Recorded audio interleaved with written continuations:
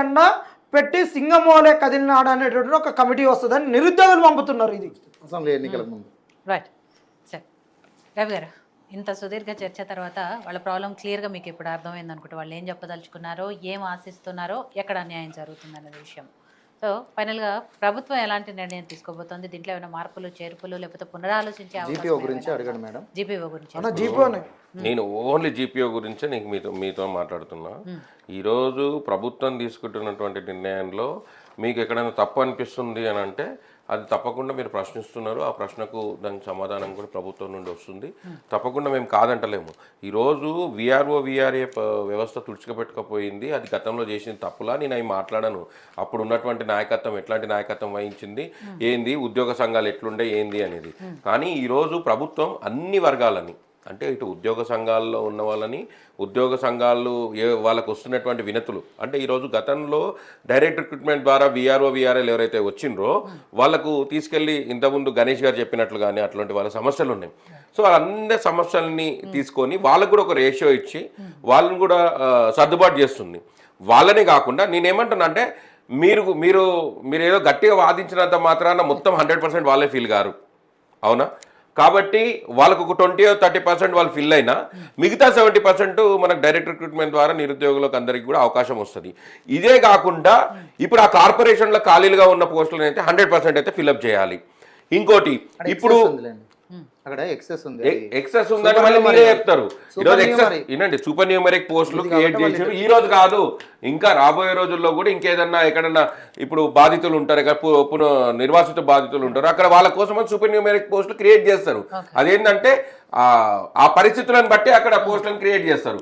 కానీ నేనేమంటున్నా అంటే ఇప్పుడు అట్లాంటి పరిస్థితి లేకుండా ప్రభుత్వం కూడా అందరినీ కూడా డైరెక్ట్ రిక్రూట్మెంట్ ద్వారా మిగతా వాళ్ళకు కూడా ఫిల్ చేసుకునేటువంటి భాగస్వామ్యం తీసుకోబోతుంది.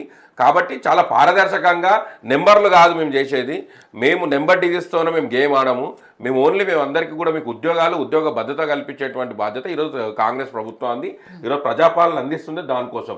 కాబట్టి నేను ఏమంటున్నా అంటే గతంలో ఉన్నటువంటి ఉద్యోగ సంఘాల చిల్లర లీడర్ల లాగా ఇప్పుడు లేరు. అప్పుడు అంటే పనికిమాల వాళ్ళు అందరినీ తీసుకొచ్చి ఆ రోడ్ల మీద ఉన్న వాళ్ళని అందరినీ తీసుకొచ్చి వాళ్ళని ఉద్యోగ సంఘాల నాయకుడు అని చెప్పి ఒక పనికిమాలను చేసి మంత్రిని చేస్తే కూడా మంత్రిని చేసినందుకు ఈరోజు విఆర్ఏల ఉద్యోగులకు వాళ్ళకి భద్రత లేకుండా వాళ్ళు పీకేసిండ్రు. అది వాళ్ళ అసమర్థత. కాబట్టి అప్పుడు జరిగినటువంటి తప్పిదాలు జరగకుండా ఇప్పుడు ప్రభుత్వం కాపాడుతుంది. బ్రదర్, మీరెవ్వరు కూడా ధర్నాలు హంగామాలు చేసి మీ పైసలు ఏం వేస్ట్ చేసుకోవాల్సిన అవసరం లేదు, కోర్టుకు పోవాల్సిన అవసరం లేదు. ప్రభుత్వం చాలా పారదర్శకంగా రేపో మాపో మీరు రండి, ఒక రిప్రజెంటేషన్ తీసుకురండి. ఈరోజు వాళ్ళు ఎవరో విఆర్ఏలు ఏ విధంగా అయితే తీసుకొచ్చి ఉద్యోగ సంఘాలకు ఇచ్చారు, అదే ఉద్యోగ సంఘాలతో మీకు మీటింగ్ ఏర్పాటు చేపిస్తాం. నేనేమంటున్నా వాళ్ళకు ఇప్పుడు మీరెట్లనో వాళ్ళు కూడా అట్లనే. కాబట్టి మీరు ఇదే ఫోరం మీద ఇదే టీవీ వాళ్ళు డిస్కషన్ పెట్టండి, ఒక రౌండ్ టేబుల్ సమావేశం పెట్టండి, సోమాజి కూడా ప్రెస్ క్లబ్ లో పెట్టండి. అంటే వాళ్ళు మనుషులు కాదా? వాళ్ళు కూడా వాళ్ళ బాధ్యత అడుగుతున్నారు, రాజ్యాంగం కల్పించినటువంటి బాధ్యత అడుగుతున్నారు. నేనేమంటున్నా అంటే నేను ప్రభుత్వం అందరి గురించి ఆలోచిస్తారు బ్రదర్. రేపొద్దున నువ్వు ఉద్యోగం ఎక్కినాక కూడా నువ్వు కూడా ప్రభుత్వాన్ని అట్లే అంటావు, నేను ఎక్కినా నాకు ఆ రోజు ఇంత డైరెక్ట్ రిక్రూట్మెంట్ ద్వారా వచ్చినా నాకు సర్వీస్ లేదు, నేను సర్వీస్ని ఇట్లా పోగొట్టుకుంటా అంటే ఎట్లా అని చెప్పి నువ్వు కూడా ఆవేదన పడతావు. కాబట్టి అందరి ఆవేదన, ఈరోజు ప్రజల ఆవేదన కానీ నిరుద్యోగుల ఆవేదన కానీ ఈరోజు అందరినీ కూడా మనం అర్థం చేసుకోవాలి. గ్రామాల్లో పాలన జరగాలి, అభివృద్ధి జరగాలి అంటే ఇప్పుడు ఉన్నటువంటి ఎక్స్పీరియన్స్ వాళ్ళు కూడా కొంతమంది అవసరం ఉంది. వాళ్ళందరినీ తీసుకోవాల్సినటువంటి బాధ్యత ప్రభుత్వం తీసుకుంటుంది. కాబట్టి మీకు తప్పకుండా మీరు రెవెన్యూ మంత్రి గారితోన, అదేవిధంగా రెవెన్యూ ఉద్యోగులతోన మీకు ఏదైతే డౌట్లు ఉన్నావో దానిపైన మీకు తప్పకుండా ఒక మీటింగ్ ఏర్పాటు చేపించి దాన్ని తీసుకుపోయేటువంటి బాధ్యత మేము తీసుకుంటాం. మేము కాదంటలేము. ఎందుకు అని అంటే ఇక్కడ ఈ డౌట్స్ అన్ని కూడా క్లియర్ కావాలి. ఈరోజు అందరూ ఏకపక్షంగా, అది కాకుండా అందరి ఆలోచనని తీసుకొని రావాలి. ఇక్కడ పార్టీలు, మతాలు, కులాలు కాదు, ఇక్కడ మీ సమస్య పరిష్కారం కావాలి అని చెప్పి మేము కూడా కోరుకుంటున్నాం.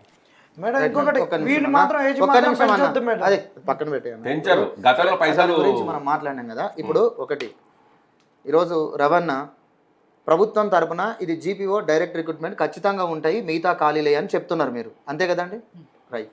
ఇప్పుడు విషయం మిగతా అయిపోయిన తర్వాత జీపీఓ డైరెక్ట్ రిక్రూట్మెంట్ ఉంటుంది అని అంటున్నాడు.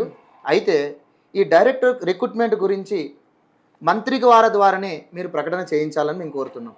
నిరుద్యోగుల తరపున నిరుద్యోగులు మీ దగ్గరికి వస్తారు, మీరు ప్రభుత్వం ముఖ్యమంత్రి గారి చేత కానీ లేదా మంత్రి గారి దగ్గర కానీ రెవెన్యూ మంత్రి గారి దగ్గర కానీ తీసుకెళ్ళి మిగతా పోస్టులకు డైరెక్ట్ రిక్రూట్మెంట్ ఇస్తున్నామని మాట చెప్పాలి. అదొకటి. ఇప్పుడు మీరు అంటున్నారు అది కూడా మంత్రి ద్వారా చెప్పించండి, ఎందుకంటే ఆల్రెడీ రెవెన్యూ ఉద్యోగులు మంత్రి ద్వారా చెప్పిస్తున్నారు, మీలాంటి వారి ద్వారా కాదు, మంత్రి ద్వారానే చెప్తున్నారు, ప్రతినిధుల ద్వారా కాకుండా. రెండవది 7,404 పోస్టులలో ఇది నిరుద్యోగులకు కేటాయించబడినటువంటి పోస్టులే, ఎందుకంటే వాళ్ళు ఇచ్చిన జీవో 129 ప్రకారమే ఎక్స్ విఆర్ఓ విఆర్ఏలకు అవకాశం ఇచ్చారు, సమర్థులను సెలెక్ట్ చేశారు, అయిపోయింది. ఫెయిల్ అయినటువంటి వాళ్ళకి మళ్ళీ ఎగ్జామ్ పెడితే అది కోర్టు కూడా అడుగుతుంది. తర్వాత ఆల్రెడీ మళ్ళీ ఫెయిల్ అయిన వాళ్ళకి మళ్ళీ ఆప్షన్ ఇవ్వడం కరెక్ట్ కాదు, అసలు అబ్సెంట్ అయిన వాళ్ళకి అవకాశం ఇవ్వడం కరెక్ట్ కాదు, అసలు అప్లై చేసుకునే వాళ్ళకి అవకాశం ఇవ్వడం అనేటువంటిది ఇది ఉద్యోగ నియామకాల ప్రక్రియలోనే కొత్త పద్ధతి అవుతుంది, ఇది కోర్టులో ఖచ్చితంగా నిలబడదు. కాబట్టి అటు సమర్థ